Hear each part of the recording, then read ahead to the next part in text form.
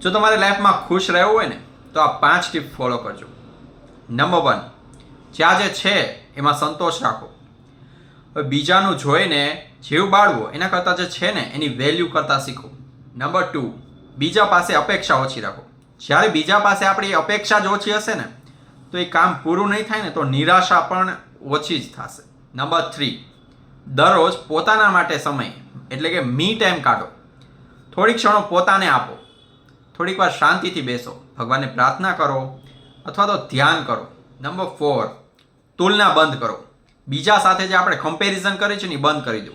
કેમ કે એમની લાઈફ અને એમનો જે સફર છે ને એ અલગ છે, તમારું સફર અલગ છે. હવે એને તમે સરખાવો છો એટલે તમે ચોક્કસથી દુઃખી થવાના, એટલે એ બંધ કરી દો. હવે લાસ્ટ બટ નોટ લીસ્ટ, આ એક મહત્વનું છે, સારા લોકો સાથે રહો. હવે તમે નકારાત્મક લોકોથી દૂર રહેશો ને એ જ લાઈફમાં હંમેશા ખુશ રહેવાની મોટી ચાવી છે.